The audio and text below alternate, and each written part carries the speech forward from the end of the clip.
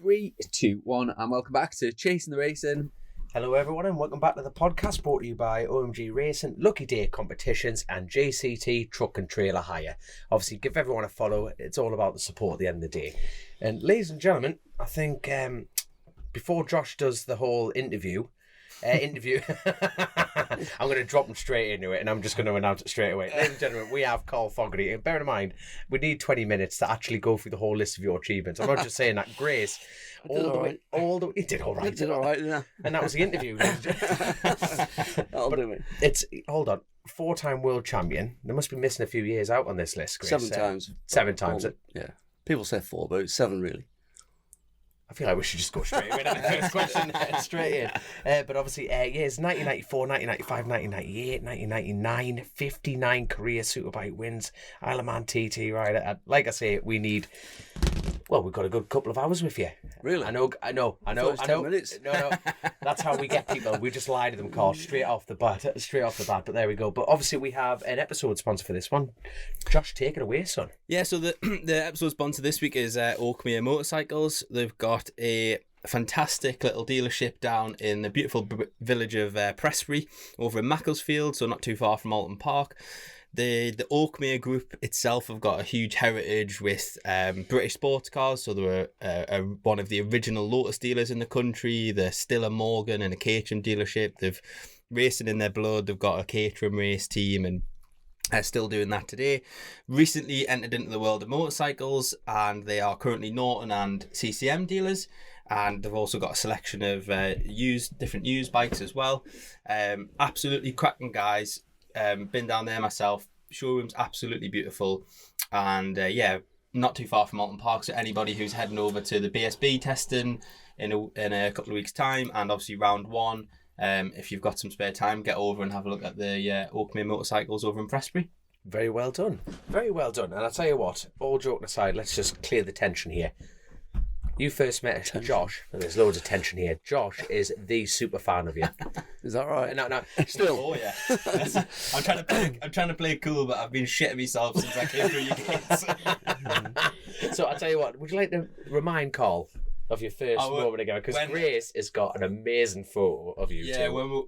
when this was coming about and in our little group chat, it was that we're coming here. They were like, "Who's available?" I was like, straight away. I've got a photograph straight up from like. You'd done a book signing. It's 2001 in the Metro Centre when the Foggy on Bikes book came out. Yeah. I've got the photos and all the t-shirts and everything. Cool. And you were a big part of our household growing up. Nice one. I'm honoured. So I tell you what, I didn't go fully. Are you born and bred down here then? I am, yeah. Well, I've been born and bred. They won't let me leave. I've got to stay the rest of my life. I'm stuck here. That's it. Absolutely class. I tell you what, I feel like dead rude about this, but I haven't actually officially announced you. Your Majesty, King of the Jungle. King of the Jungle. You see, that's a bit like... That's the coolest title I've ever had, to be honest. Really? Oh, yeah. More than a world title. It's King of the Jungle. It's not like Tarzan. It's Foggy King of the Jungle. How cool is that? Don't often get called King of the Jungle, but yeah, that's me. Hold on. Oh, good. Is that honestly better than... No, it just sounded cooler, that was all. How did you find that when How did I find it? Fucking hard work, to be honest. Just mentally, just a right roller coaster ride of emotions that was. I mean, I'd been asked to do it just after I retired from racing, and I thought about it then, and I thought, no, it's not for me. My head's not in the right sort of place for doing that kind of TV show. But I used to watch it in them early years, and I used to think to myself, I wonder how I'd get on in there, because I don't really like people. I don't like being hungry, and I hate being bored. So and when they came back, like sort of 14 years later, or whatever it was, and said we'd like to do it, and I was like, I don't know. My manager's going, I think you should do it. I think it's probably the right time for you to do this, And I'm like, I don't know. They flew me down to London, the director and the producer and that, and trying to reassure me everything would be cool, and even came up to my house to assure the family would be looked after in the Versace hotel and whatnot. And Michaela's going, I don't want you to do it. You'll come across a twat and everybody will hate you. I'm like, fucking hell. So thanks for the vote of confidence then, Anyway, I said I'm doing it, and I didn't tell her, and she found out, and she didn't speak to me for about 2 months. It was great. So you thought, I want more of this. I'm going to the jungle. Yeah. So when it came to doing it, she obviously came round to it all and did a little surprise party, sort of going away party and stuff. And yeah, I did it, and I was really nervous doing it, to be honest. That first sort of 12 hours in there, I thought, what have I done? What the fuck have I done? I didn't need to do this. I don't need the fame. I don't need the money. What have I done? Yeah. My head was all over the place, you know. And then I got asked to do the very first trial. I'm thinking, why are they picking on me already? What have I done already? Why does everybody hate me already so quickly? It was the other camp members had seen. I'd look at 5 pictures of the 5 of us who were in this jungle jail and had to pick one through the first trial. I thought, well, they'll pick him. He's not scared of anything. He's a motorbike racer. He'll not be scared of anything. So I did it, and I hadn't slept for 2 days before I kind of went in there. And then I'd never slept the first night in there at all. And I got this phone called jungle jail sort of phone rang, and Carl, you get your backpack, you're going. I'm like, why? What have I done? Where am I going? What have I done? You know, and put me in a blacked out Land Rover through the jungle. Got out and just look. You've been voted to the first trial. You're going to go out around the corner. You're going to see Anton Decker. And I'm like, fucking head had gone completely. I was so nervous. And I came around the corner, Anton Decker there, and they could have said anything to me, and I'd just gone, yeah, all right. They could have said, just you got to eat that dog shit there, and I'd have said it. You know what I mean? My head was just, I just couldn't comprehend what was going on, and they're just saying, you've got to go in this pit of snakes. And I'm like, oh, okay, whatever. You know, I wasn't bothered about anything like that. I'm never scared of anything in the jungle. And are you up for the challenge? I went, yeah, fine, you know, yeah, whatever. I just like in the days, you know. The motions, so got in this pit and just got filled. The pit filled full of snakes. I'm just like there thinking, am I meant to be scared of something or what now, you know? And I did about 60 or 70 snakes all over me. And anyway, I'd done the challenge, won all the stars and that. And I kind of came out, the ladders out of the pit and walked over to Anton Deck and said, oh, well done, Foggy, you've got all the stars and that. And I could feel something fucking moving down in my shorts. And I thought, the fucking snake's still on my shorts here. And then M2 jumped back a bit and like I got an hard on or something. And I'm like... Help, you know, yeah. No, leave it in. It looks good. They get the girl came over, the snake handler came over, and she put her hand up my shorts. I said, make sure you get the right snake, girl. And she pulled this snake out, and I think that one liner came out where he just kind of broke the ice with me. And I was away then. I was into it then, and I went into the camp and got on really well with the guys. And my biggest fear was not going on well with the contestants who were in there. Might be thinking they're bigger or better than me, or we're gonna have a problem. We're gonna have clash of personalities. But everybody I got that year was dead genuine, dead down to earth. They all mucked in, all pulled their own weight. So it was just a roller coaster ride after that of emotions and all sorts. But to go the whole way, I mean, I thought I'd be the first one out. I really did. I wasn't prepared for that. But to go the whole way on the biggest TV show in the United Kingdom and be crowned winner through public opinion, public vote, it was just mental, really. From an ordinary dickhead from Blackburn, it's just mad. Was it 2014 that you did it? Yeah, 10 years ago. No, it wasn't. It was because it was a really good thing for the sport as well. Like, obviously, I can't believe we've started talking about fucking I'm a Celebrity first. Yeah. No, I'm sorry. No, hold on. Let's get the bullshit out the way. You know, it was a big thing. It was like great for the sport, I thought, and like all the press in the country was brilliant, and it was a really cool thing. So. Yeah, it was. Do you think the mental toughness was harder than the physical stuff? Physical was hard because you not got the food. I mean, I got myself pretty fit before I went in there, and then after 3 or 4 days in there, I like running up the stairs and steps and with all this wood and whatnot for the fire. And then after like 3 days in there, I was like, fucking hell, I'm out of breath. I'm gone here. So when you do a physical challenge, you just had no energy at all. It was horrendous. But the mental thing as well. It was both mentally and physical, to be fair. Yeah, it really was. I tell you what, you're competitive. You don't become yourself without having a competitive edge. You know, at that point where you thought, like, I want to go home. You know, I thought I'm not going to win this. What would you have been happy with, position wise? Because you think everything in life as a bike racer is position. God, well, I don't want to be last, no, and you don't want to be second last. And then you think, I'm thinking if I get in the top 6, I'll be that's what I mean, don't you? Then when it got to the final, I thought, oh god, I finished third. Then second. Then no, I've got to win. When the announced I won, I just dropped to the floor. I'd just gone. Just emotions and it was just an unbelievable experience. It really was. Like obviously, how did your life change after that? Not really, because I wouldn't allow it to. It had changed when I became world champion. All the coverage I got then with Sky TV at the time and whatnot. It kind of changed. I became a household name through Sky TV. Really, what they did with the sport in the mid-90s and stuff. So I kind of changed a bit then, I guess, but not for the better. Really, I went a bit of an arsehole in some ways, but I was never going to allow it to change my life. When I was like 49 years old or something, after I came out of the jungle, but it just made everybody. I mean, I got recognised most of the days of my life wherever I go anyway. But it just made the young kids like young girls and kids recognised. Oh, it's him out of the TV. I did the round of TV quiz shows and whatnot, did everything, exhausted all them, and did all right, really, did all right. Look, but I tell you what, like what I'm looking forward to, you've gone from the king of the jungle, but let's go back to the beginning. Okay. I know, sweet effort. The best thing is when you Google someone, and that's what generation we're in. You get the facts, you get the glory. They don't see the how you became Carl Fogarty at that point. So, how did it all begin for you? I was born into a racing family, really. My dad used to race bikes, so I was brought up with bike racing as a kid. All my memories of a kid have been in the back of the van or sleeping in the caravan at like Thruxton and Snetterton's and Oldham Parks and them kind of places. So, and obviously getting 2 weeks off school, which is great because I fucking hated school, to go to the TT every year. I went from the TT from being 10-month old right through to being 15 years old, never missed a single year. So all of my childhood memories are good times at the Isle of Man TT, really followed my dad racing. So it was the only thing I ever wanted to do.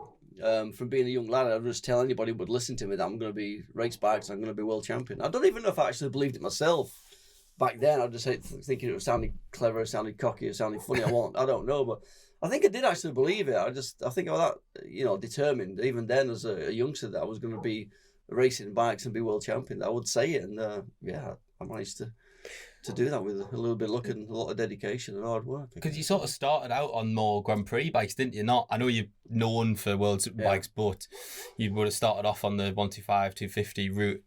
And what was how did that, was that just the obvious thing to go do at the time? That was a class to be starting. That was like a really big class, 250s in the mid-80s. It really was, really competitive class and really, really popular class. And that's kind of what I wanted to race to. I'd only be 250 world champion, to be honest.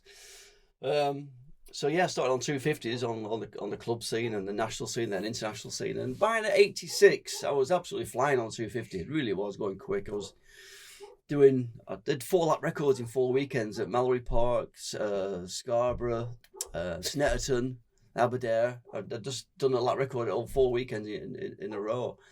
And got a ride for the British Grand Prix on 250 at Silverstone to beg for a ride, to be honest, because I was a bit hot-headed, a bit wild, and they were like, the organisers saying, look, we don't want you getting in the way of Saron or Carlos Lavado knocking them off or something. Yeah. Like, just calm down. You like, whatever. I'm going to race. And was that like going with your own bike or going with a team? Yeah, it was my own bike. I got a late entry, and I just got it out of the van, and I think I qualified something like 26th. So a lot of people didn't qualify. Yeah, there's so many guys, like 40 or 50 guys. I was 26th fastest in practice, and then he absolutely pissed down for the race. And I rode really well, to be fair. I finished 11th in the British Grand Prix. My second sort of full year of racing, really.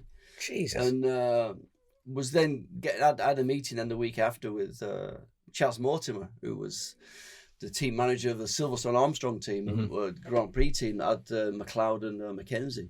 And he wanted me to ride for them in 1987 in Grand Prix.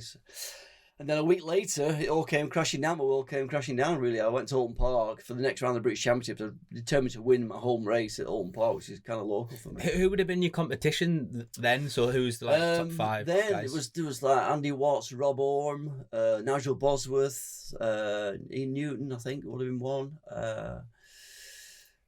Quite a few. Patrickson. There were quite a few. All the good 250 guys. Doers, yeah. And they were determined to win my home. Donny McLeod on the Armstrong. And I went there. The second lap, I high-sided, come out the double right. I can't remember what it's called now. Druids, before you go on a bit of a back straight, for Lodge in last corner. High-sided there. landed and my leg was facing the opposite way. I thought, fucking hell, it's not good. I'll make the race. So that was it then, really. I broke my femur, with compound fracture, and I had pretty much 2 years in the wilderness, really, then of being injured, really. To be honest, I came back. I was laid in hospital for 9 weeks on traction. Came back in '87 with a 250 Honda and that, and I couldn't get comfortable on the bike at all. I lost movement in my leg. I couldn't get. I was so cramped on the 250. Then I was grinding my toes away and all the right handers, which most corners are, and the circuits are in this country. And then I broke it again in the September of '87, just when I just won the first round of the British Championship, funnily enough, in the wet, because I was good in the wet and I could get a bit of movement in the wet and stuff, you know. And I won the first round at Mallory Park. Second round, I was lying third at Silverstone. Just had a bit of a soft crash going into turn one, and broke my tibia and fibula, which had been infected from where the pin had gone through when I was on traction. The bone had infected, so it just broke so easily. So I had an external sort of fixation on my leg to get that right, you know, for '88 season, really. And then it became adamant that I couldn't really get on 250s anymore or be a 250 rider, 250 Grand Prix rider, to be fair. So the decision was made to go to the bigger bikes, get an RC30, which is where all the kind of glory was and the fame and the money was anyway, really. I'd just been a bit stuck in my own ways and wanting to race 250s and be a Grand Prix world champion, you know. And when I jumped on the RC30, for the first time at the Northwest 200, funnly enough. That's the first place you rode? Yeah. No tests, no nothing, straight to the North. No. And I wasn't even riding that hard because I couldn't afford to crash again with my leg injury, really, you know. And I remember being like, all these top guys are like Roger Marshalls and Steve Henshaws and Joey Dunlops and everybody, you know. And I was like 8th quickest, and I thought, yeah, I'm not even trying, you know. I'm just riding around, but I'm so comfortable on this bike, and I can feel what the power's doing. I've got so much feel with it, you know. It's great. So yeah, that was the first sort of race on a superbike, if you will, TTF1 bike as it was then. Then went to the TT, finished 4th at TT, which was amazing. Did 115 mile an hour, which was really quick back then, you know. And then ended up winning my first world title that year, '88, just riding at 80%, because I was worried about my injuries to my leg and stuff. Yeah. I had the doctors warning me, saying, look, we think you should stop racing now with your leg injuries. I'm like, what? I've got to be world champion, you know. It's my dream sort of thing. And do you think that making you sort of ride at 80%, do you think that contributed to some of the success almost because you relaxed and just like trying to... Yeah, it must have done, really. I mean, I'd go down to Cadwell, the British Championship round, against all the top British lads on the superbikes, and just finished third. I'm just thinking, I feel good. No, I'm just not even pushing. Like, everything seems so easy. And I won the Ulster Grand Prix in the wet. So from pretty much the back row of the grid, I came through and leading by end of lap one and won the race. And I won in Italy at the next World Championship round, and then pretty much clinched the world title from Joey, who'd won it sort of five times. Right, because that wouldn't have been World Superbikes as we know it. That would have been TTF1 World Championship. So that's road racing and a bit of everything. Short circuit, but mainly based on the road circuits, like in Finland and in Portugal and stuff. All street circuits that we used to race on. Was there ever like because we often talk about this, like there's. Now it's very different now, as you know, like there's like a distinctive split, isn't it? You're a roads rider, are you?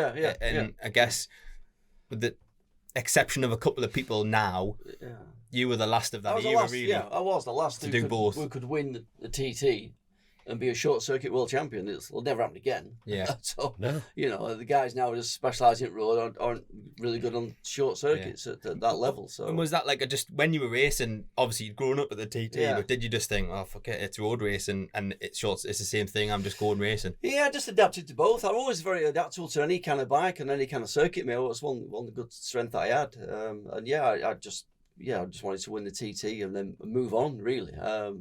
And then sort of become short circuit world champion. And I mean, I guess I had a little bit of luck along the way, but a lot of determination and a lot of focus to make that happen.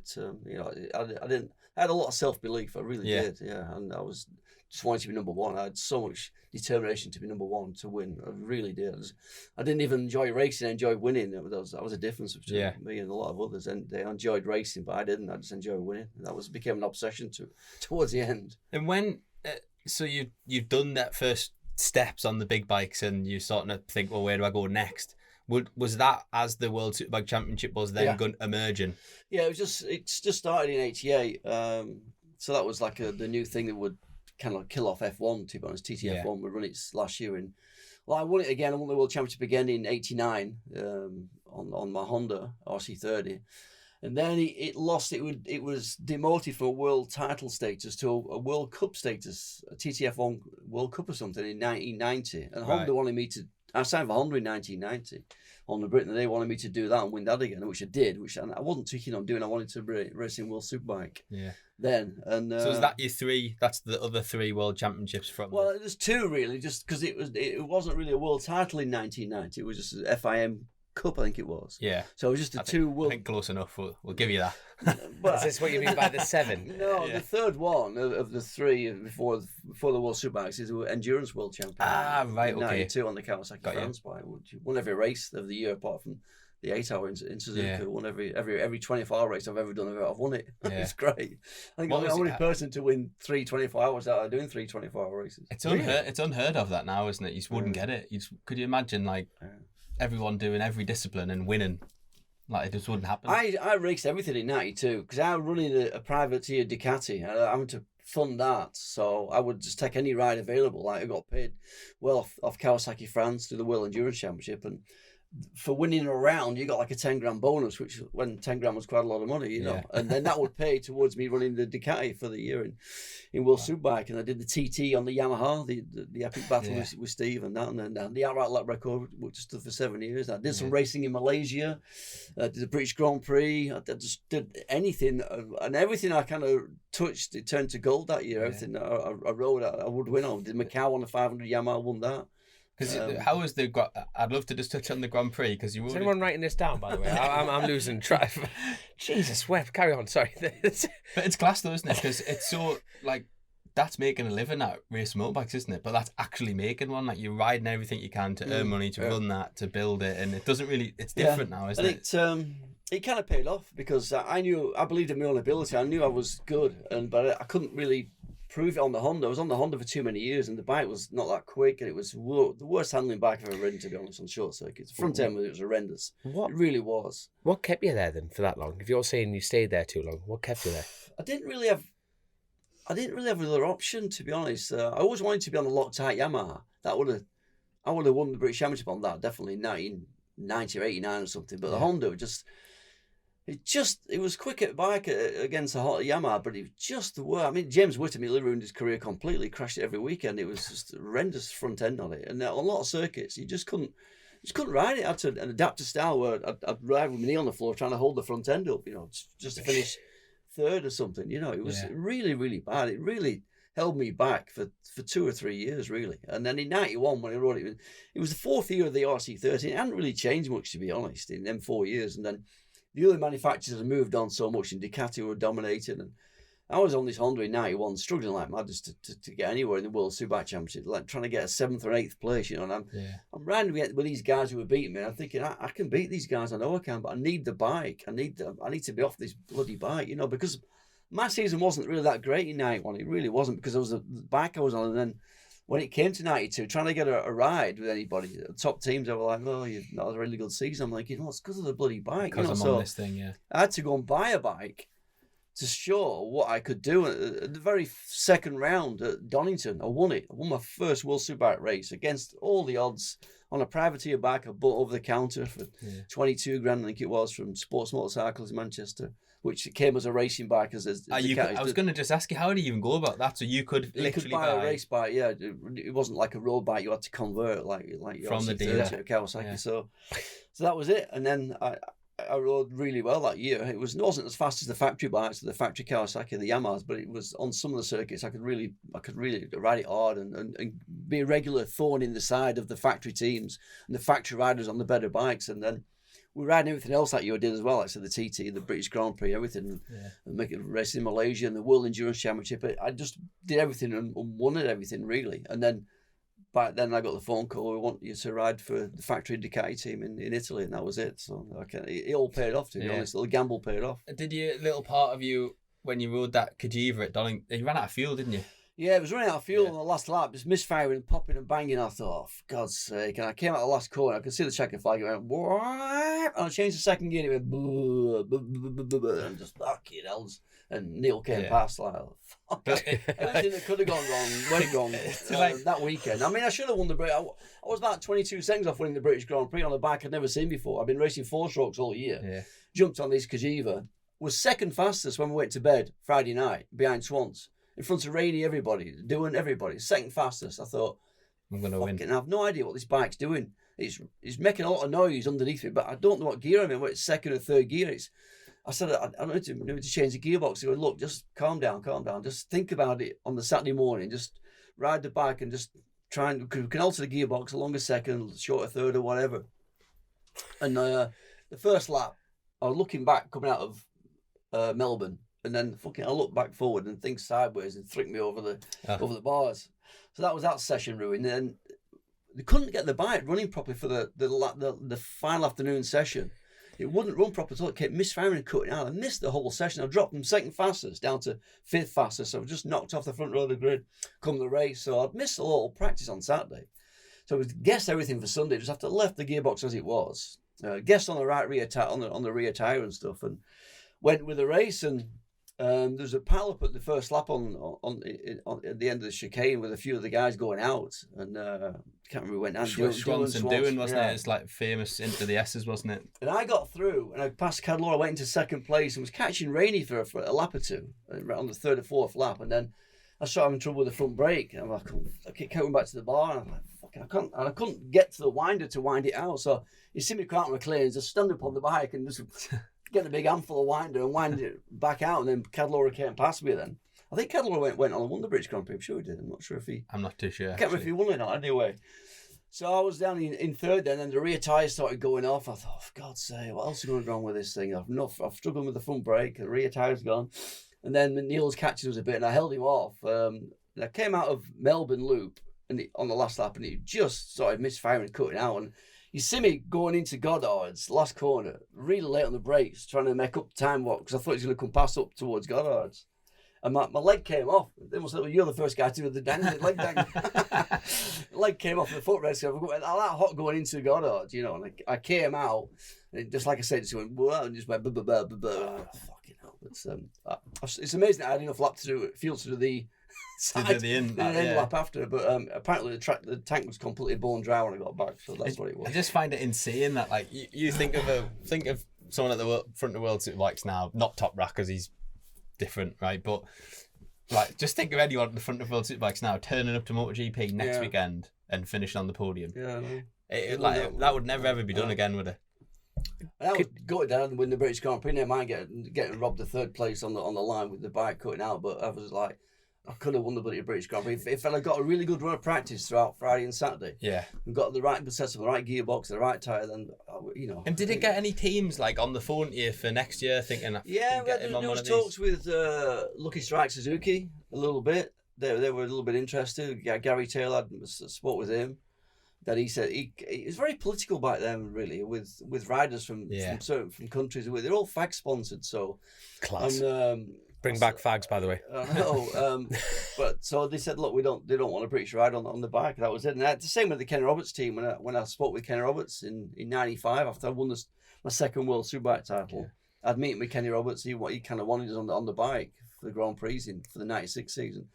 I'd meet with him in the last round of the Grand Prix season in Spain, and he said, "Yeah, we'll keep in touch, and I'd like you on the bike, and we can come down to it with sponsors and stuff." And at the end of the day, it didn't happen. I don't know how much I believed of what he said. I don't really know, but he said Marlboro don't want you; they want American on the bike, and he put his son on the bike. So I don't know how much truth was in the fact that he wanted us on the bike and not in the first place. To be fair, so.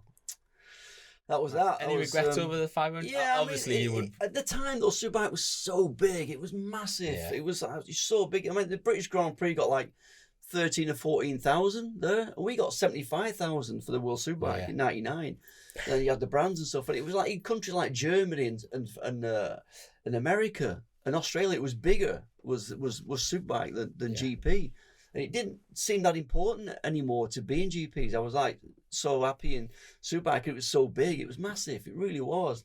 But when it's all over and you look back on your career, it's like, damn, I wish that's just missing off my CV, that couple of Grand Prix race wins or challenging for the world title or whatever on the Molby Yamaha. That would have been nice. 2 years on that bike would have been good. I'd have won races for sure. When I won the world championship, you know what? I don't think I would. I don't think I'd have been consistently consistently fast enough. I had a lot of circuits, to be honest, to do that. I really don't, if I'm honest. But would I won a place like Donington and Assen and Mugello? Yeah, I'd have been right up there for sure. Definitely, absolutely, no question of that. Sorry, Dom, I cut across you. No, I'm enjoying this. I feel like I'm just part of the audience. This is great. No, you two just keep going. It's like, but he's, you know, that year, could you? I'm trying to form the question. Could you have beat Top Rack? You know, you were talking about how Top Rack's just something different. Were you something different at that point? Yeah, I believe that was. I believe then. No, I went around corners faster than everybody else. I had so much corner speed. My style. It's all about going fast around corners. Top Rack's a bit erratic. He don't carry the corner speed I would have carried. I'd have beaten him easily. You know? Everyone knows that, obviously.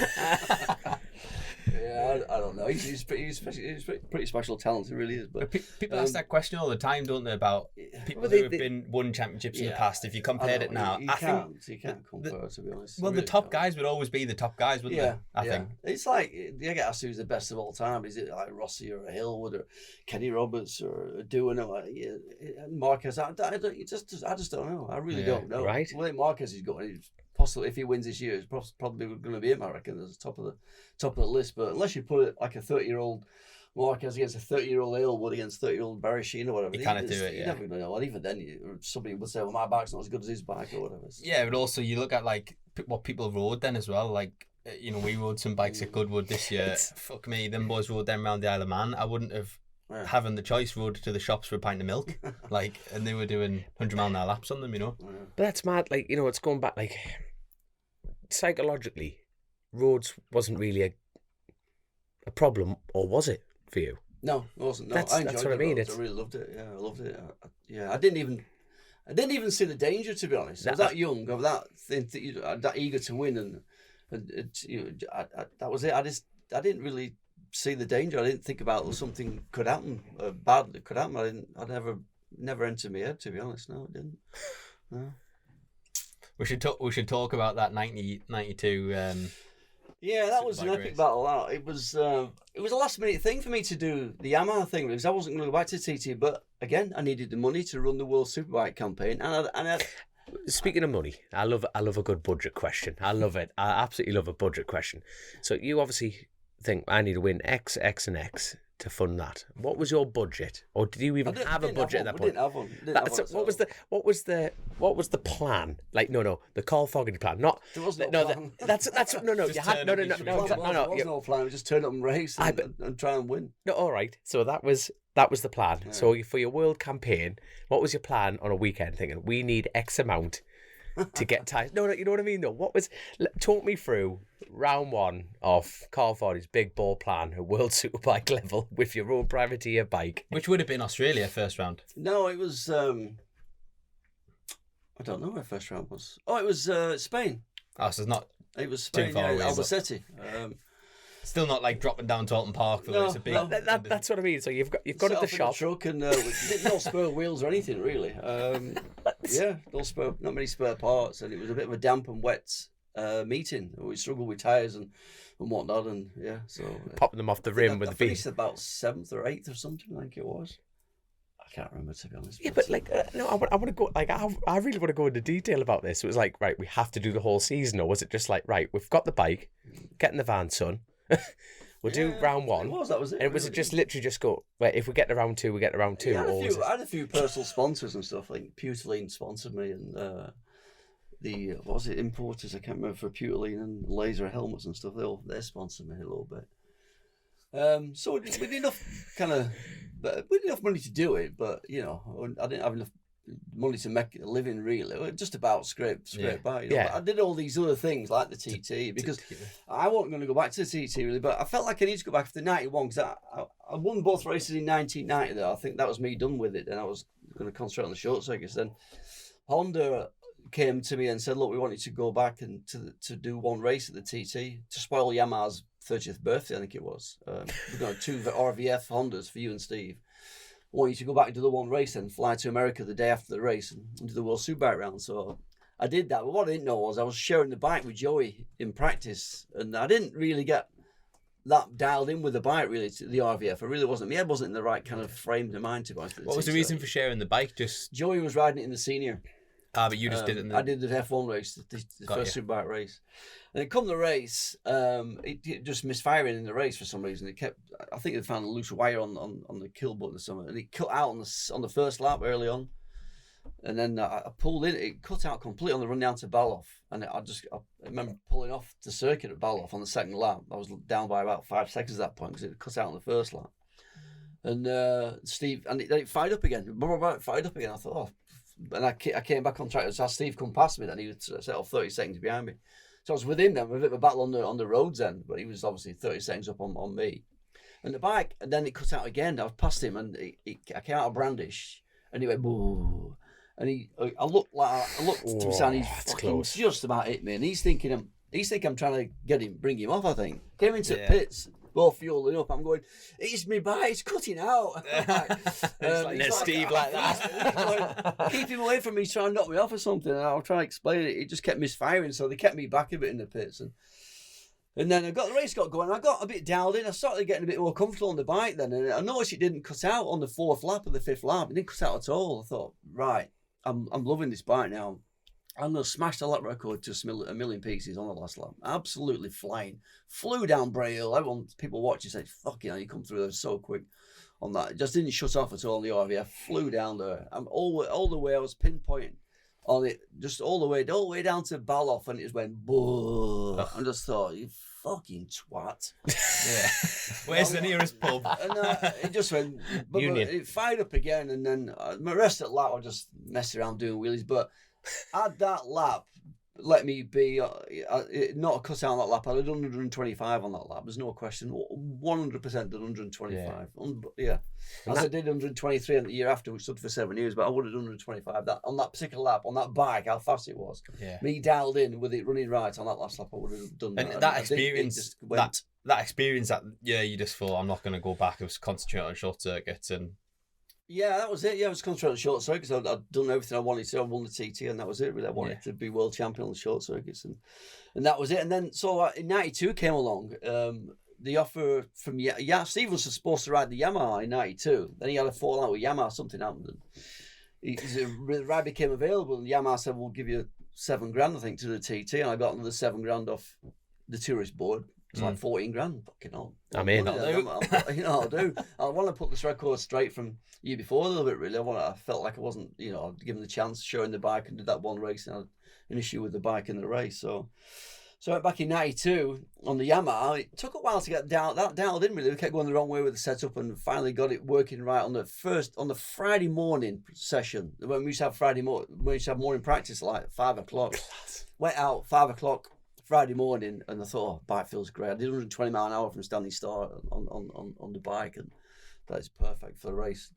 And the race came, and I was leading the race comfortably in the race. It was like 35 seconds in the lead, just enjoying it, loving it. Just on the 5th lap, coming into the bungalow, went bang down the gearbox. Fucking gearbox went. I was fucking hard, bro. I was like, I had to crawl back home over the mountain and stuff and pull in, and that was it. 35-second lead, gone with just over a lap to go. I just had it in the bag, and I was absolutely devastated for Yamaha and for me, everybody, But that record went on to stand for. But then obviously the race of the century, as they called it, was the senior TT with me and Steve. And I got away. I was away, and I got my single board +1, P1 plus nothing. I thought, fucking hell, didn't expect that. P1 +1, I think, at Ramsey. I came through the start and finish P1 +1. I thought, that's who's that? It can only be Isloff, I think, on the Norton. It can't be anybody else. Nobody else as fast as me over the mountain. There's nobody who can touch me over the mountain. It's my short circuit. It's my part of the circuit. And I came in the second lap for fuel, and I was P1 plus 1 still. And it was like, I said, who is it? He said, it's fucking Islam. I was like, fucking hell.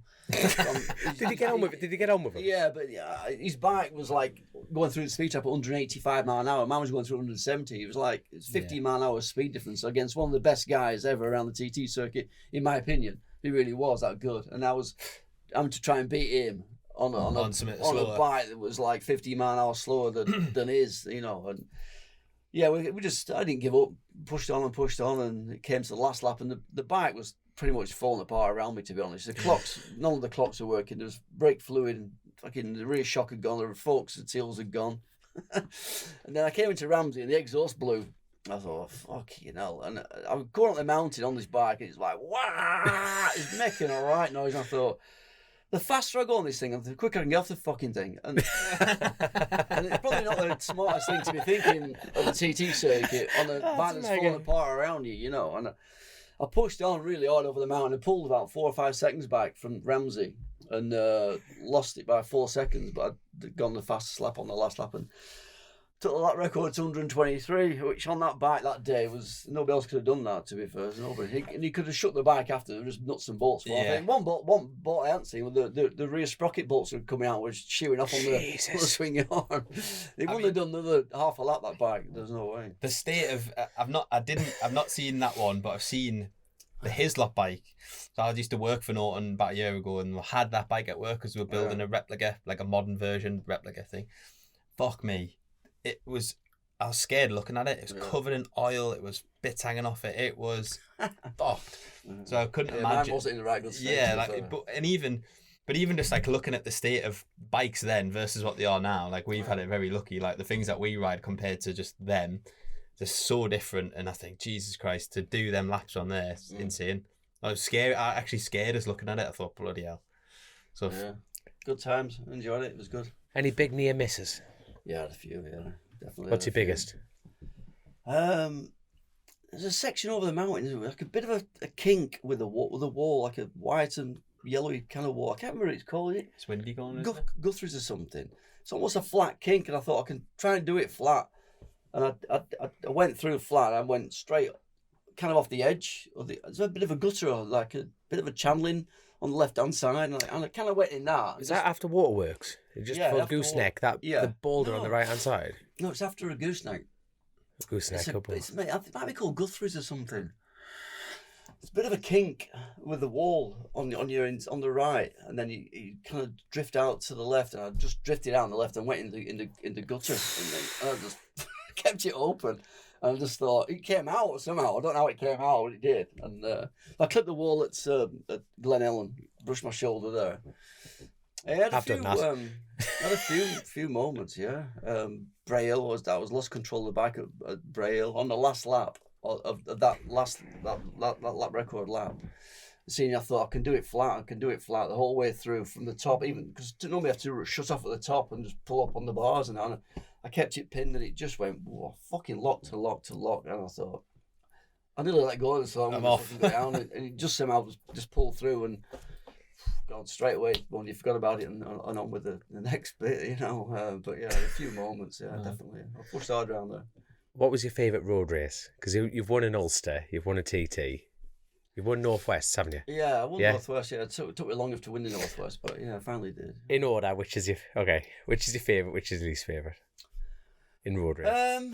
That includes Aberdare, Scarborough. I used to love Scarborough, to be honest. Right? I did love Scarborough. Yeah, I like left-hand corners. So yeah, that's Scarborough. Andy Hayes would be on the phone like that, going, Carl. I love the Northwest as well. That's left. I did love Ulster, to be honest. That was great. The Ulster was fit. I don't think it's changed much, to be honest, since I raced there. I don't think it's. Did you do any of the other Irish? No, never did. Stuff? No, never did. Just Ulster, Northwest. Ulster, Northwest. Yeah. No. Yeah. No, but like, what was it? What's on your bucket list as a racer? That's an interest. Like, what is left? What? Yeah, what's on your bucket list? Now? Yeah, well, now. It's too late now. No, it's not. No, not at all. Not at all. What was something? There you are. What was something in your career that you were? I wish I did that event. Big or small? Well, did them all really. So there's not one missing. I did the British Grand Prix and Daytona and Macau's and all the famous road circuit stuff. So there's nothing really, to be fair. No. Sorry to dismiss. No, He's not wishing that he'd gone to Cookstown and or anything like that. No. Oh, I can imagine Macau back in those days was mega. Yeah, it was all right. I only did it for the 1 year. I learnt the circuit and won it the first time there on the 500 Yamaha against two of the guys on same bikes on factory Yamahas. Well, not factory. Well, I guess they were factory. Why didn't you go back then? Just no opportunity to do it, or I didn't really fancy it too much. I just been there, won it and done it. Got a T-shirt and just wanted to be world champion on short circuits. And that's when it's funny because I left the roads for good in '92 or '93. I did the Northwest, won both races. The last ride at the TT was that '92. Yeah, senior. That was it. Yeah. And that record stood the whole years I was racing and winning in World Superbikes. All years I was world champion on short circuits. I was still the fastest guy around the TT. It was quite unique, really, quite special. Yeah, didn't get broken until '99, the whole thing. So it was like 7 years. Can you imagine how much bikes had moved on in like fucking 7 years though, for that not to have got broken. And it wasn't a particularly fast bike that year. I had the Yamaha. It was about the 8th fastest through the speed trap. So. Yeah, like I said, on the RVF for '91, if I hadn't cut out that last lap, I'd have done 125 on it for sure. It's no question. Mad.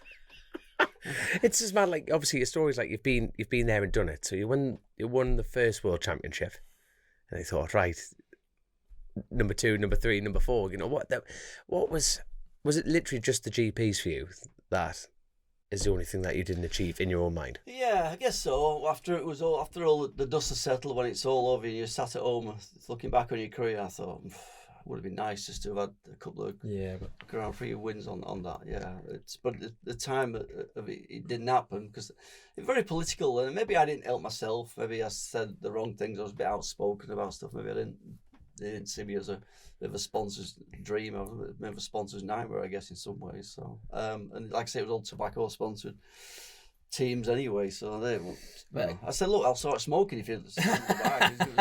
I'll start smoking fags if you want. But no, they didn't find that funny for us. World Superbikes was in such its heyday then. Yeah, it was massive. Like my earliest memories of motorcycle racing is World Superbikes, and like our entire family descending to someone's house to watch two races on a Sunday, and like I would have never even like thought about Grand Prix until Rossi was like 2004, 5. Rossi's doing things. That's when it kind of got big again, didn't it? And like, what was the probably one of the more controversial moments in your World Superbike career when you left Ducati to go to Honda? Yeah. I should have never done that. That's one regret I have, really. I should never have done that. I should never break up a winning team. You wouldn't find doing in GPs or whatever. And yeah, it cost me 2 world titles. I'd have won in '96 and '97 if I'd have stayed with Ducati. You did 2 years with Honda? 1 year. Ah, right, okay. When I went back, things had changed so much. The bike had changed so much. I couldn't figure out why I was struggling to ride the bike. I just couldn't understand it at all. It wasn't until like a year after that we realised that the tank on it was a lot bigger and higher. I couldn't get off the bike in the course like I could in '95, and it was that obvious, really. But at the time, it wasn't to us. It altered the tank shape and everything on it for the injector system, I think it was. So it took her 2 years to figure that out and get the bike and the feel back for me as I remember it from '95 by breaking up a winning team. It was crazy. Different engine guy had gone, the suspension guy had gone. So it was. When you went back there, did you go back straight into the factory team? Because I remember, did you run not your own team, but it was like a third Ducati, wasn't it, at one point? Yeah. In '98, I don't know why that happened, really. I think I was promised to ride for the Francis Batter team, All-Star team. They were going to run factory Ducatis. They wanted me with Corona. And that didn't happen. So Ducati had to find me, because the official team, Virginia, Ferrari had been with for a couple of years, they'd got Killy and Corsa. So they had to set up a separate team for me on my own with, as it was, David Tardozzi came back, which was perfect for me, really, at that time. He helped me a lot. So it was Ducati, but it was like a third. Yeah, it was just a third. They'd always run 3 factory riders anyway, to be honest. They had previous years, I think. Remember in '94, it was me and Falapa, and then you had James Whittam on a factory bike and Perovino. They always supplied factory bikes. In '95, it was me and Mauro Lucchiari, and then Troy Corsa and his teammates. So there was 4 that year. So it was just 3 in 98. Yeah. I've got to ask you about the Assen moment. Like, I'm not being rude. I'm literally looking through the Patreon questions, and I'm like, "Hey, you've just ticked that one off." I remember when BSB first went to Assen, in like 2014 or whatever it was. We were doing Super Sport, and then me and my dad were in the truck on the way over there, and I just remember like riding through that chicane for the first time, and all I could think about was that thing, because I'd grown up watching it on videotape of fucking Keely falling off, and I'm thinking it was you and all the scrapping. It was like amazing to me. I know the track's very different, but it was like amazing moment to like That was be the best there. circuit in the world, that was, yeah. But that was, some old people still mention. When I do chat shows, they always ask about that. You must be sick of that question, But he's one of the nicest guys I've known or I've met ever. He's just such a nice guy. Wears his heart on his sleeve and just gives 100%, and such an emotional character. But that time, it just emotions spilled over, because all 3 Ducati riders that year, I wasn't riding particularly well that year, to be honest. My head had gone at one point. I just lost motivation. I had a few harsh words spoken to me by David Torrozzi. Even my wife, Michaela, just said, "Look, come on, sort yourself out. You're moaning about the bike. It's definitely you with this. You can win this still." And I turned it around at the end of the year. I came on. For me, the other guys were inconsistent as well. There was like a few of us, Harger, Edwards, Corsa, Killy. Could have won it, but it came down to 3 Ducati riders really, and the 2 teams didn't particularly like each other. Virginio and David Torrance didn't like each other at all. And in the race, the first race, I was leading the race and I couldn't shake off Killy, and he just pulled out and passed me down the back straight on the last lap. And I thought, his bike's faster than mine. It's like there's a fucking conspiracy. He's Italian. He's got a faster bike. My head had gone. That was it. I was like, chased him home and finished second, and he couldn't lead the race there at all. He really couldn't lead the race. I was always winning at Assen. I won 12 out of 14 races then. Only lost 2 by half a wheel, and that was one of them. To killing the first race, I thought. Second race coming, he was leading. I was holding him up everywhere, and I got past him, and it came to the last lap. I hadn't shaken him off, and I thought, he ain't fucking coming past me again on the last lap on the back straight. So I just went, I was fucking weave everyone on the back straight, and they almost hit him apparently. I don't know. Is that where you got the style from? So he's had a gun at this point. But then I made a mistake with about 6 corners to go, and they hit the wrong gear, and he came by. So I thought, no problem, Carl, keep calm. You're definitely faster into the last chicane. So I went, straight up the inside, boom, boom, bagged it down to first gear, which I would normally go through in second, just to slow myself right down, got it in there. And I didn't know he crashed. I just crossed the line, won the race, punch in the air. And I thought, where is he? He's second. He's finished second. He's obviously slowed right down. I came round in that lap, and I saw his bike being pushed through gravel. I thought, and he's there. His face is like fucking thunder's coming running over. He's fucking going mad. He threw a punch, which clipped my visor. I'm like, what the fuck's up with you? Well, I didn't. Because I'm thinking I've never touched him. You see the video. I never touched him at all. But he wasn't really annoyed about it. He was annoyed the way I rode on the last lap, trying to defend my position, really. Yeah. And actually, fucking burn out. I'm like, fuck off, give me the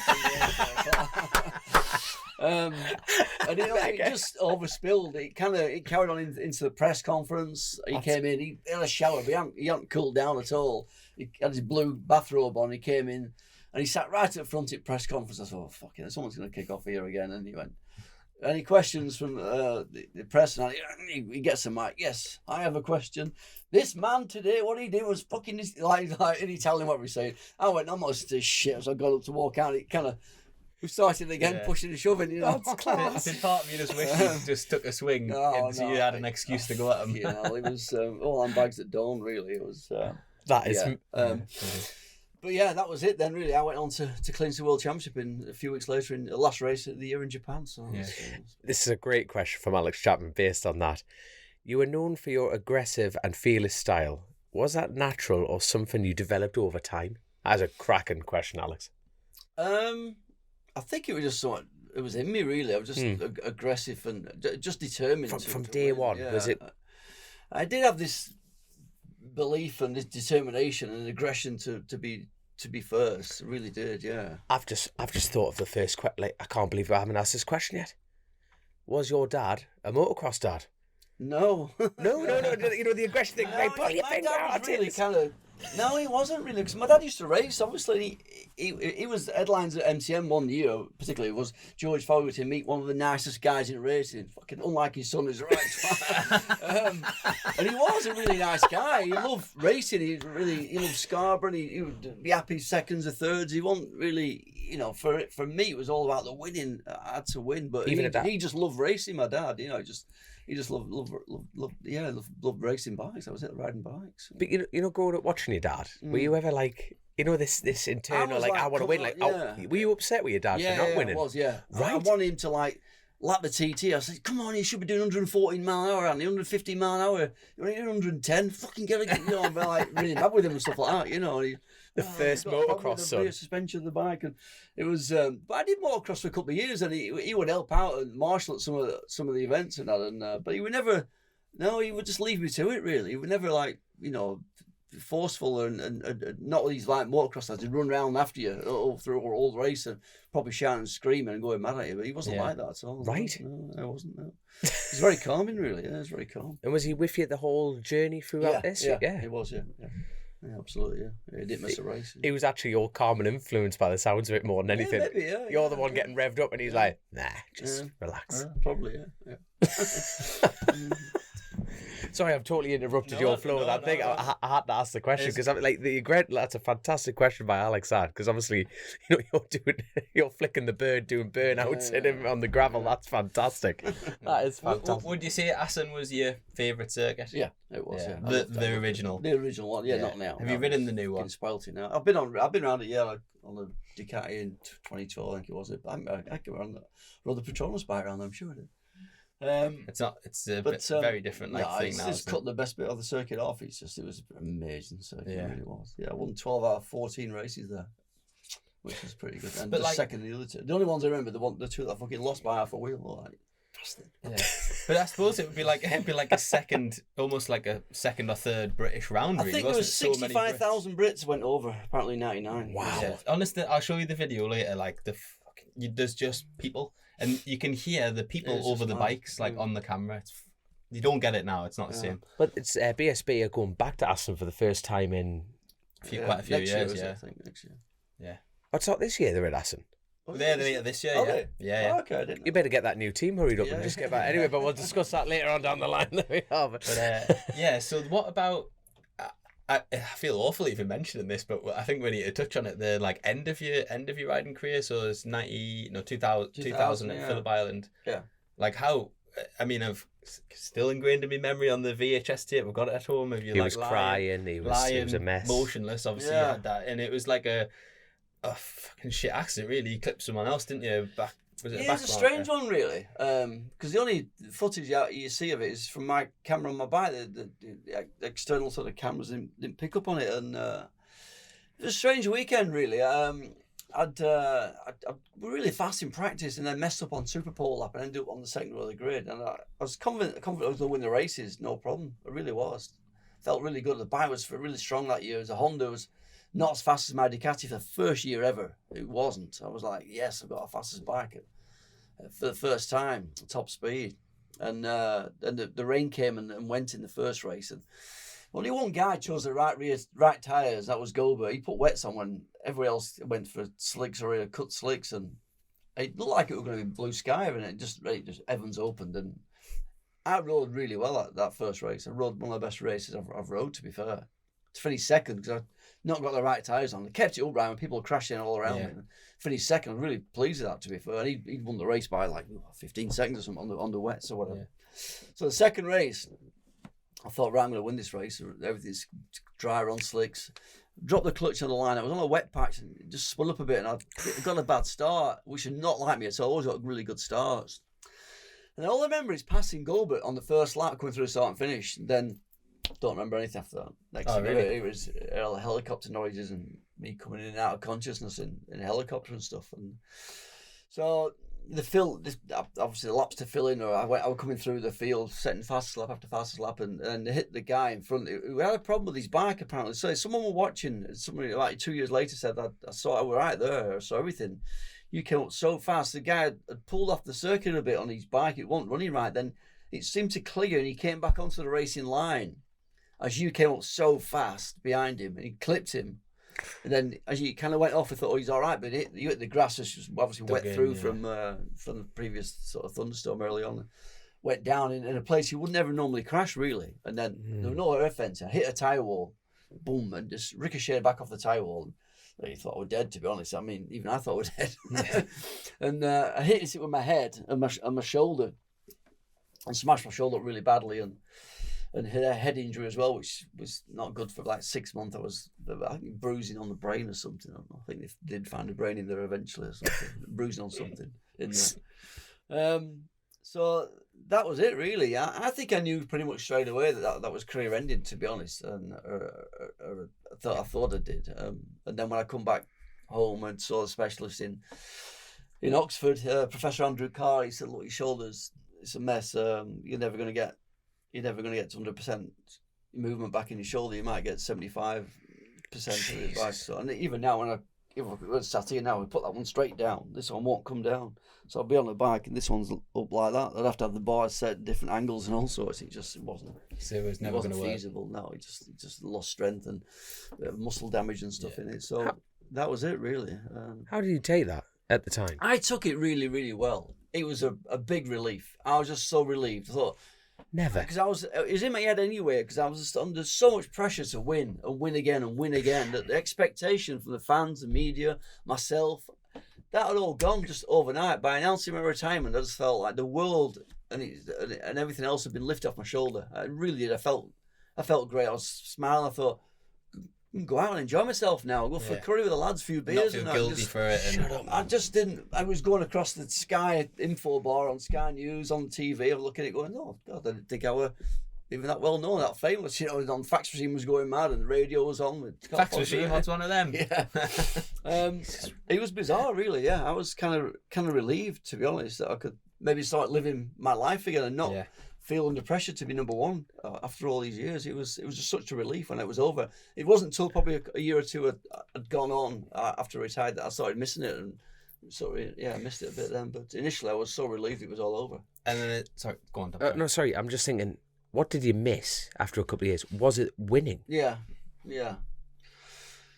just being number one, being the man, being the main man, being the world champion. Yeah, that was it. I missed that, and I kind of switched it off a little bit. I didn't really. Did you not ride bikes for a while? Did you just do nothing? Didn't ride any bikes? Didn't get involved? I never really rode bikes much on the road anyway, to be honest. So I didn't really. I didn't miss that. And I'd not been on a dirt bike, I guess, for probably a couple of years, probably about until 2003. I started riding dirt bikes again a little bit. Yeah. But, you do a lot of enduro stuff now, don't you? Not a lot. Occasionally we get out. I've been out once this year. Oh, right.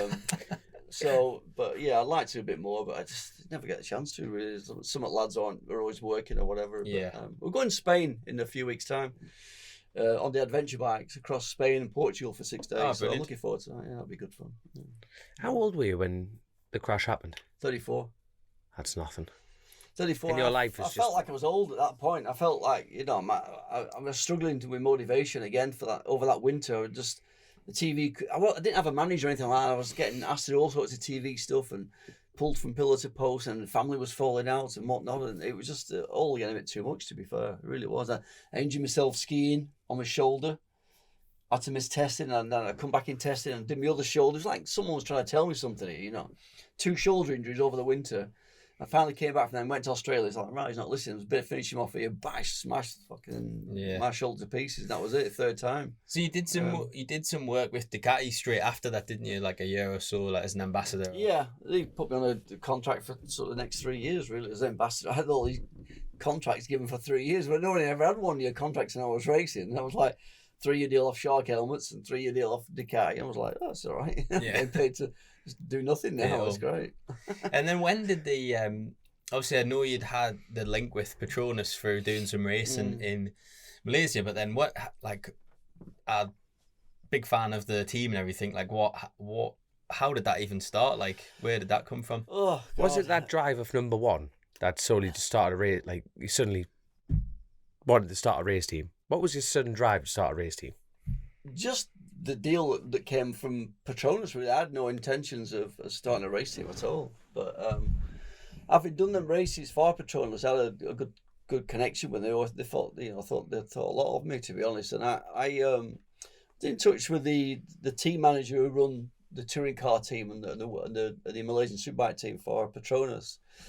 And he said, he's ringing me up. I'm in my holiday home in Spain in 2001. And he's saying, I've got this deal, I reckon, with Petronas. They can come to Superbike. You're going to make a bike. And I'm like, off listing off, wanting to go back on beach and stuff. And like, I'll speak to my manager about it. David Wong, he was called. And Neil continued to speak to him over that summer. He said, look, I think there's something in this here. I think he's serious about this. Serious that they've got this MotoGP bike with Petronas and Sauber. They developed a MotoGP bike, a 4-stroke for 2003 season. And he said, I can convince him to go to World Superbike. I'm thinking, how is he going to do that? What? You're going to have to become a manufacturer of a bike and build 150 bikes. It's like, and now I don't know how he did it. I don't know till this day how it happened. But he said, they've got this deal for 4 or 5 years to build a bike, facilities, everything. And I'm like, fucking hell, I don't know anything about building a bike or running a team or anything like that. So I knew good people around me from years of racing and stuff, for a business person, a financial guy, media guy. So I employed these people straight away. And we started building everything, really. The chassis, we pretty much copied off a founded Grand Prix Yamaha bike from Fabtech in the UK, built it. Did everything right. Only part of the project I weren't involved in, we had no say, was the engine. It was the most important part, really. That was done with Sauber and Petronas. Then Sauber pulled out and said, we don't have anything to do with this now because it's not going to GP. So they give the engine then to a guy called Suter. Yeah. Which I always thought the chassis was a Suter because of that. I didn't realise that. I thought that. I thought it was Suter chassis. No, it wasn't. Was it? Fabtech. Yeah, because do you know the FTR? Yes. Motor 2 bikes and stuff. Yeah. So that was it, really. They came along with the engine. Obviously, dimensions of the chassis, everything just fit straight in. We did all our work correctly. Great facilities and workshops in Burton-on-Trent. We had a really good team, good riders, signed good riders, Troy Corser and whatnot. And yeah, that was it. Are we happy to build 150 bikes, which they did? I mean, people still don't believe they did, but obviously they believe now. They're popping up everywhere now on eBay and all sorts of places, and auctions and whatnot. They've seemed to let them go somehow, and people can buy them now. So that was it. It all came about. Yeah, it's just crazy how it happened. And I think as soon as they said yes, Petronas, they must have regretted and thought, "What have we done? We've got to run with this now for 5 years and run this project." And they are very honourable people. They're not going to say we did the whole 5 years. They did the whole 5 years, and we just run the bike for 4 years in racing. I think it was 3, 4, 5, and 6, 4 years. And the bike didn't change much at all. It was just fundamentally designed and built wrong. The engine wasn't right. It should have gone to like a Triumph, who built a 3-cylinder engine, or a Ricardo or something. Instead of a guy called Suter, who was just known for building clutches for 252 strokes on the Rotax and stuff. It was just completely done wrong, completely a mess, and it just overheated and pissed oil out at the very first race. And it still did that at the last race we did in 2006. It was just a disaster, really was. The engine, but everything else about the team, we were the best out there. We were the biggest. We had the image of the team was spot on, even though it was turquoise colour, a shitty colour, but we made it look good. I quite like the turquoise. I'm not gonna lie, I quite like it. I was actually like, we painted all of our mini motors that colour, like with the stickers and everything. I had the great hospitality was state of the art. It was incredible. So we had, everything I was responsible for was as good as anything out there. It really was. But when it came to it, the engine was just a disaster, really. Yeah, there's some like funny footage of you when you are in the first or like really early stages of the design and with the designers, and the fucking bloke's like pulling his hair out because he's just going, well, that looks shit. That doesn't look like, that looks shit. That's not very good. I've never watched any of that, to be honest. That is funny. It's brilliant. People have said that. You just didn't look disinterested completely at all. No, I thought the opposite. I think you look very like invested. That's not going to be good enough. Like it needs to be. It needs to look like a 916. That 916 looks ace. That 5-blade looks shit. Don't want it milk. I want it to look like that. How did you go about getting right? Because you signed Corsa and Hayden like early in the project before he's even had a bike. Yeah, well, we thought we'd go and racing in 2002, and then obviously we couldn't do because we had to be homologated and stuff. So then I had 2 riders signed, and then didn't race. Yeah, it's funny because Troy missed a full year of racing, and so did James. Yeah. weird. And how did they take that? You know, being racers, were they like? I can't remember now. They didn't seem to be that bothered. I think James gave him a super motorbike, and they went around playing around Three Sisters a few times. But that was, I don't know. I can't remember now how they felt, but I mean, I would have been, you know, Would it, like being. So I was that laid back. I don't think he really cared. A bit further down his career than James, or like James was like making waves in British Superbikes. It was a great opportunity, I guess, for him to go to World Superbike. But yeah, I don't really know. Maybe we should ask them how they felt, but I'm not missing him. They're getting paid well, so I guess they weren't too bothered, really. They're making some coin. And how many... you had a few different riders, didn't you? Gary McCoy and Craig Jones. And, did Chris Walker ride for you for Chris a little Walker 1 year. Steve Martin, he was a good guy. Probably, of all the guys out on the bike, probably Steve Martin was probably the best guy, the most consistent guy.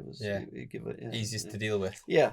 I would guess I said so, yeah. Did you see a lot yourself in managing this situation? You know, speaking to riders and did you find you had a lot more respect for your crew chiefs and the people you worked for at this point over the years? Or not really? Not really, no. Class. No, Just do as you fucking told. No, it was a weird. I struggle to remember it now. It's like 20 years ago. It was just a crazy time to be involved in it. Really, it was. Because it wasn't that successful. I kind of wipe it from my memory a little bit, really. 'Cause I didn't. That's interesting. Yeah. Yeah, if it's something I won out and really love doing, then I still let it front of my mind. But something I didn't really enjoy, I was just frustrated with, and I didn't have any success with it. I kind of forget about it. In hindsight, if they'd have just like funded it, branded it all, and put two I tried to sell up for the last 2 or 3 years. I said, look, can we just stop this and just run some Fireblades or some Ducatis? And no. We want to stay with the bike, and okay. But we're not going to win anything. You know, we might get the old roster in the wet somewhere or something. But you did get a few podiums. Second or the third. Yeah. A couple of pole positions. Yeah, it was a great bike. The chassis of the bike, the guys love riding the bikes. It was handled fantastic, great chassis. Yeah, it was just gutless. So on a real rider's circuit, they could kind of make a difference. And it used to spit flames out of it. Like it sounded awesome. It was really cool thing. Like an old F1 car. It was an amazing sound. Yeah. We were all in Benidorm one year, the mini bike trip we're talking about with Lewis, and the World Superbikes would have been 2005. We're testing at Valencia, and like about 40 of all like got together and like drove up there just to like get in and watch it. And remember just seeing flames coming out the back of the thing and stuff. Flame. But that brings us on to the next chapter, the next venture. So after obviously going through Petronas, you're back in the BSB paddock. So what, like after everything after that point, everything going through, you thought, have you missed me? Oh, we've all missed you, son. But no, to be honest with you, it was a shock. No, in a good way. It was a good manner, because obviously, you know, we flicked through social media, and it's like, Carl Fogarty's back with a team in British. What? Talk us through this. How did it come about? What's the story? Give us the crack. I kind of made a few noises back end of last summer about being interested, maybe put my name towards a team, kind of being involved a little bit in the BSB. I like BSB. I follow the championship. I can be in my own bed on a Sunday night as well if I do it. You know what I mean? This is important to me.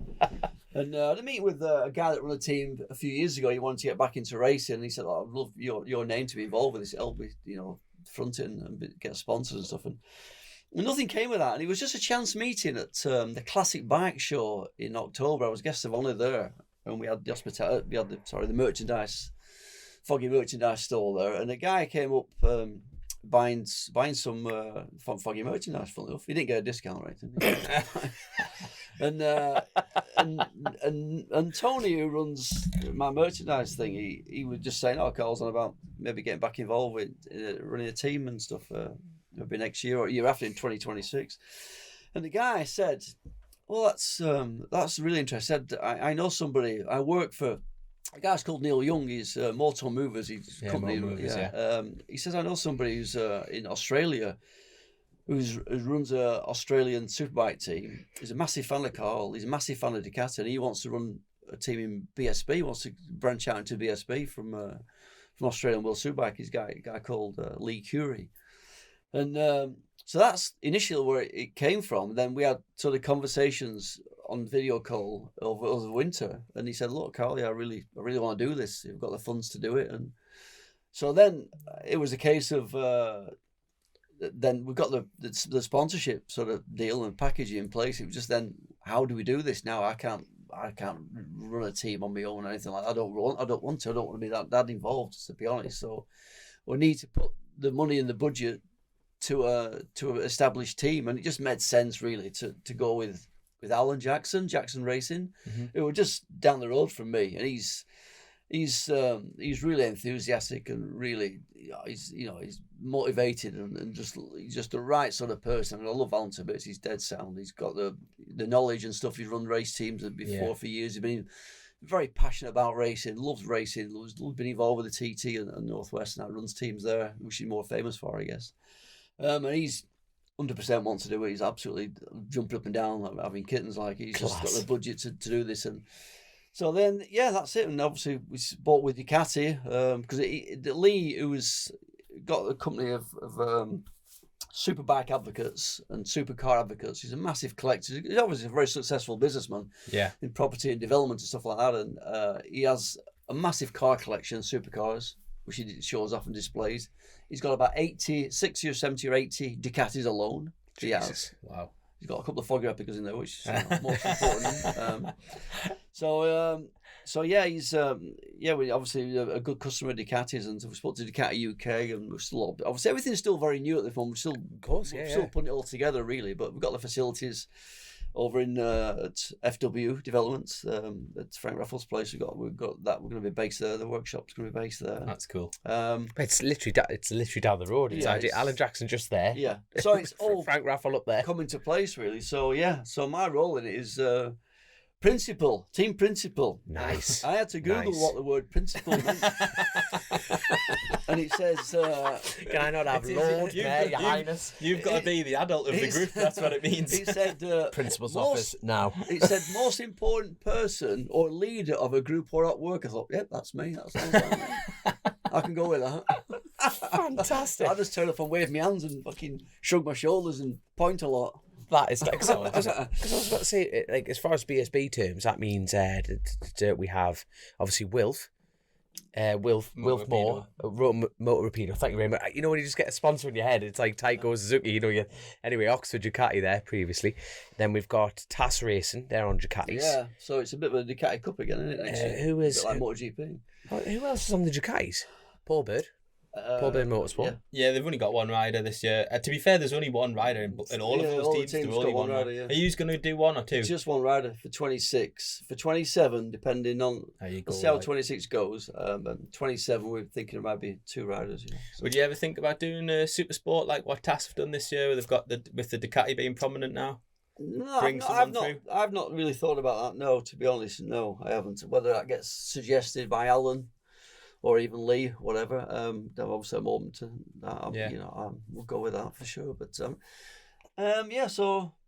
all systems go for next year. Is the rider confirmed? Can you say that? No, not rider. No, I mean, there's a few guys in my head. I'm thinking of, and just want to see how they go in the first part of this season. To be fair, before I approach him, but it's always going to be hard with riders. That's just put a second on the lap time for everyone. It's be like that. It's not going to be that easy getting riders, I don't think, because if you're going to go for a top guy that's winning races, and he's always already happy in that team and that bike, so you try and prize him away from those. It's very difficult to a new team, which.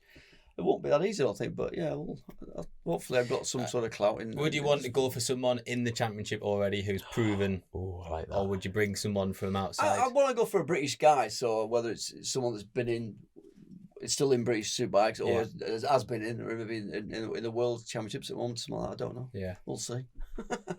He's not giving too much away, so we'll not push him. Have you already picked the colours and everything?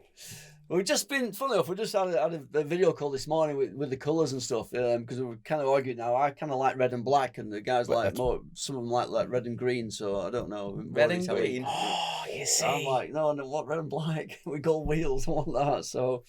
It would be cool to see that livery. But yeah, we're kind of on with that at the moment, yeah. It's all good. It's all good, yeah. excited about it, quite happy.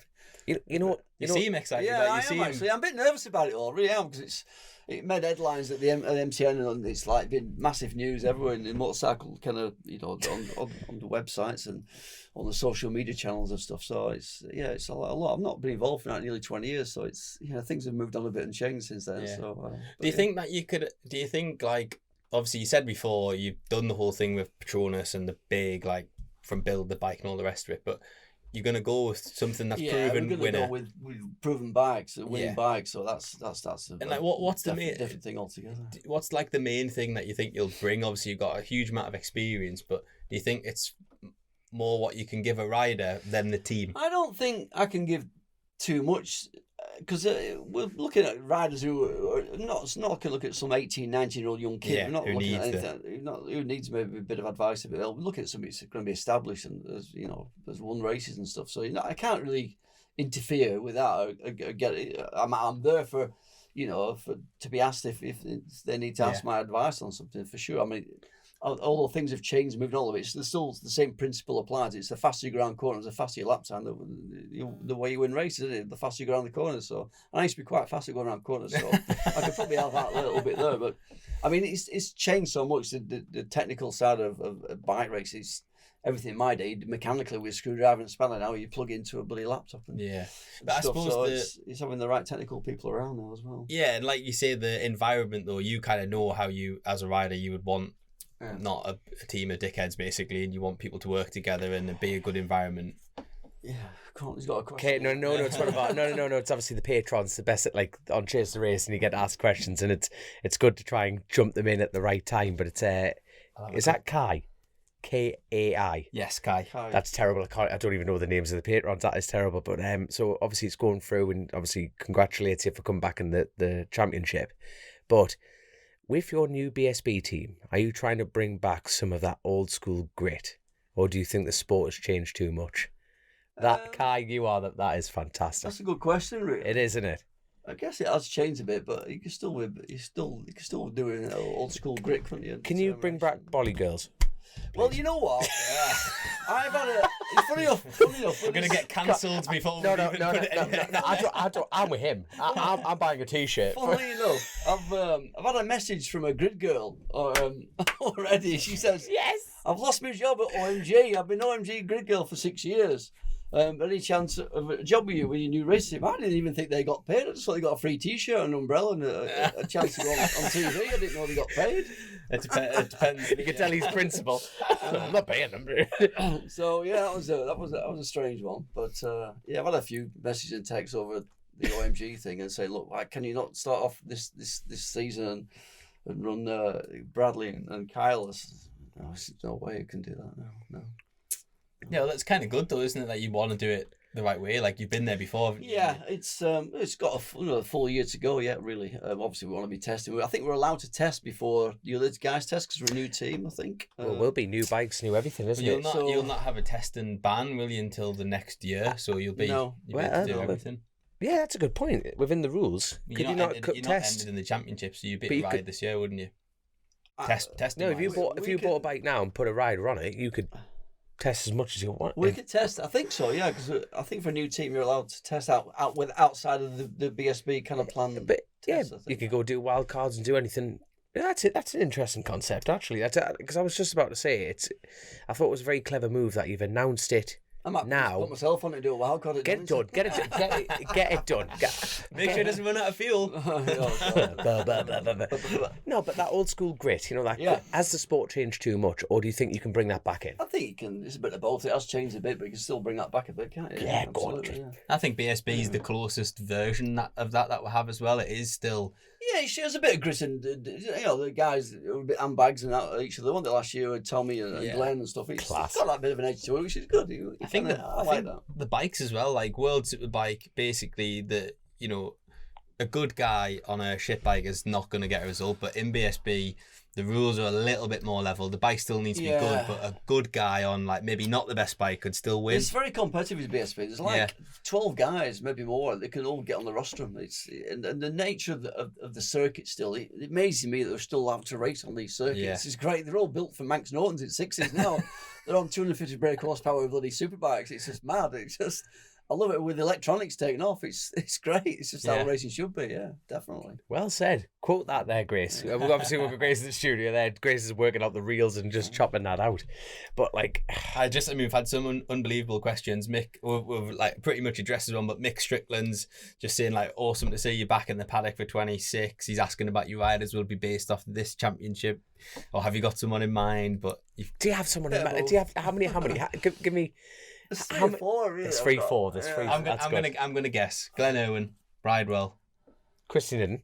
Well, Christian would be on No, my he's list, done it but- road Ducati. I'm thinking people who have already been on the Ducatis, who've won races. You know, And you'd be wrong. You'd be wrong not to consider Kyle and Brad like 2 champions. oh Jesus, of course not. Okay. Yeah. Okay, he's like, yeah. might as well turn around. None Making of a them. mental note of this. He's like, I'm definitely not gonna fucking listen to a word of that, and I'm also not gonna give anything away. 2 Geordie fellas turned up on me drive, not a chance.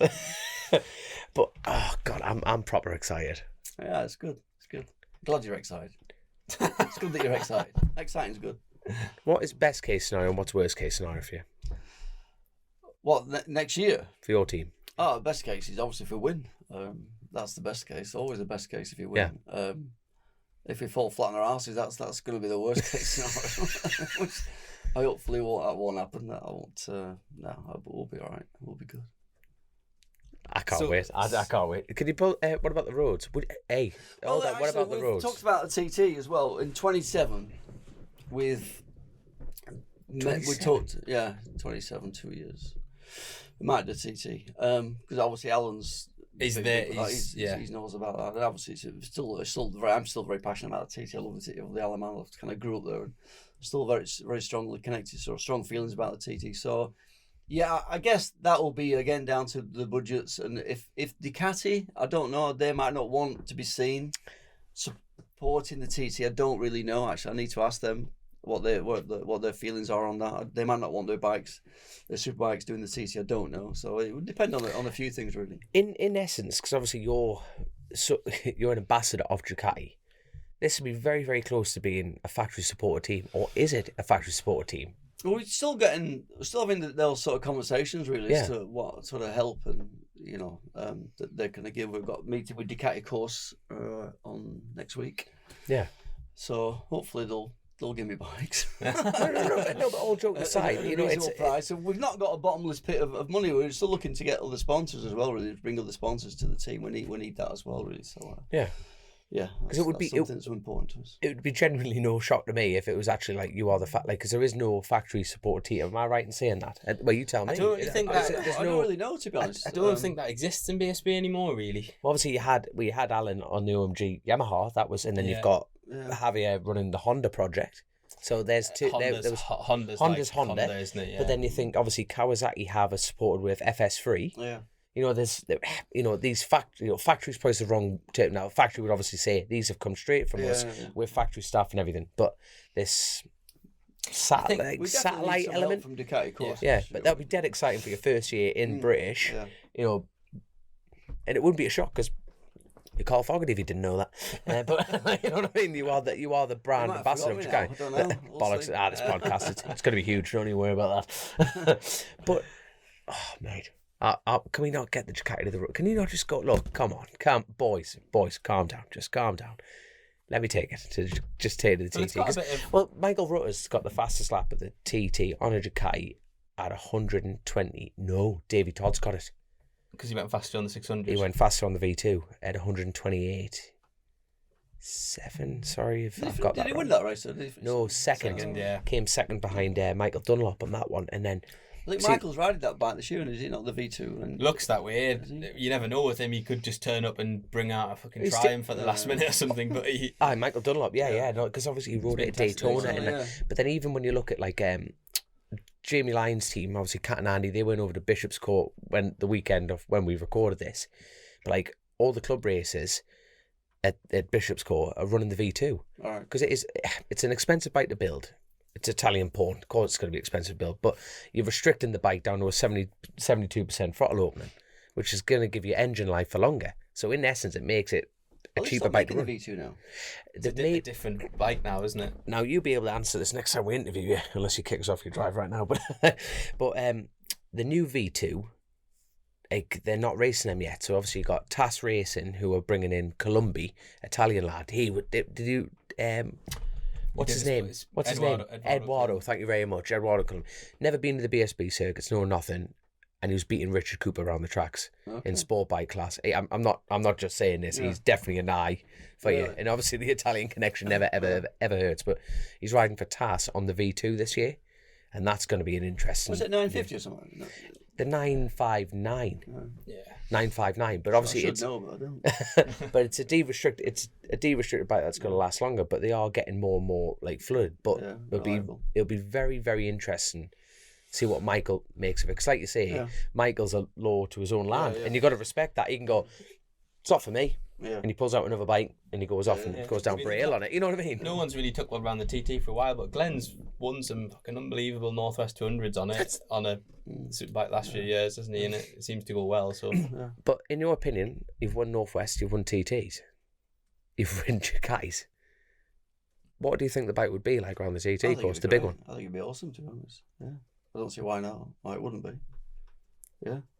Class. That's it. Get it done. Just get it done. No, bollocks to 7, man. Life's too short. Can we not just wind up the clock? Who do put on the bike? Michael. Nah, fuck him. I'm keen. I'm jobless, mate. There you go. Mate, I know we've just met, but as you can tell, I'm pretty cheap. But class. But right here, go on. What else have we got on this list? I feel rude if we don't actually go through these, because there is pages like that. You must be thinking, look at this bellend on the other side looking through his phone. It's these. Look at that's how much you love. We've had a hell of a lot. I mean, we have talked quite a lot about a lot of these anyway. But just to shout out some of the people. Gary Proctor, again, just a huge congratulations. He's asking what we've just been talking about here. Will he be running a bike at the TT? So that's that's 26. Maybe 27. Maybe. Someone congratulating you for winning the jungle. That's three cats mummy. Alex mummy. That's a bit mummy. Yeah. Alex Chapman, Phil Wright, Mark Dobson, Kai, Ty, Andy Ryder. Like, I've never seen this many questions for a long time, but yes, thanks everyone for popping them in. Thank you, guys. But I've got a few more, and then there's no way you have not done what you've done without some crazy stories. No, I've got none. Bollocks here. You must have an off-track story of one of your mechanics shagging a midget or something like that. Like there must be fucking nothing. Slick did all the shagging when I was married. I was like, he used to do all the shagging. Even looking lad as well, so he got quite a bit done. In my motorhome when I was fucking flying over there before I got there, I got fucking dead. I did read a funny story about when the Petronas team was coming to an end and you were like maybe going to keep it going, and you went to try and find a sponsor and ended up like potentially dealing with some like real dodgy characters in one of your books, I think, and you're like, I can't remember what it was now, some prince of some foreign country, and you were gosh awful driven to a room and like locked in the room and stuff. You blanked that one out as well. I can't remember that. I was very drunk at the time. It's in one of the books. I was really listening to the audiobook a few weeks ago. And I'm sure it was my book. Yeah, positive. Yeah. Someone's grassed you up, one of the over there. But on that, did you just like go down? You obviously went down the road and maybe continuing it. Looking for a sponsor. To. Yeah, we had MV said we'll give you bikes and stuff for World Superbike in 2007. We just couldn't find the sponsor to fund it really. Yeah. I think I was speaking to Neil Hodgson about he was going to ride for us, and it was all go, but couldn't find the sponsor. So that was it. And I got a bit sick of the racing, to be honest. I got fed up with it really. I just had enough. I just said, look, I just want to sell everything, sell the workshop, the race truck, the hospitality, just get rid of it all. I think them trucks are still kicking about. I think Sean Muir had it in BSB for he bought 10 years. Yeah, he might still be back. It still looks state of the art now, to be honest. It's 20-year-old, but it's ahead of its time when we first did it. It really was. Yeah, it was good. I like it. But my next question. Chrissy Rouse's question. If you could pick 3 people to go for a pint with, past, present, or future, right, obviously not future, past or present, who would those 3 people be? You can only pick 3. Liam Gallagher. Right. Go on. Has it got to be racing? Or... No, anyone. No, that's I suppose the most random. I mean, you'd be up for 3 weeks, like, if you went with it. Yeah, I like that. It's a cracking answer. Liam Gallagher, I like that. Well, Guy Martin picked Hitler, Gandhi, and Putin, wasn't it? Yeah. It was there you go. So Liam Gallagher's definitely up there. Liam Gallagher, Donald Trump. That's why. Maybe Boris Johnson. That's class. I'd laugh at them 3. Probably some right opinions, weren't there, over that table? Obviously, we could And maybe talk. Homer Simpson as well. I like that. I like that.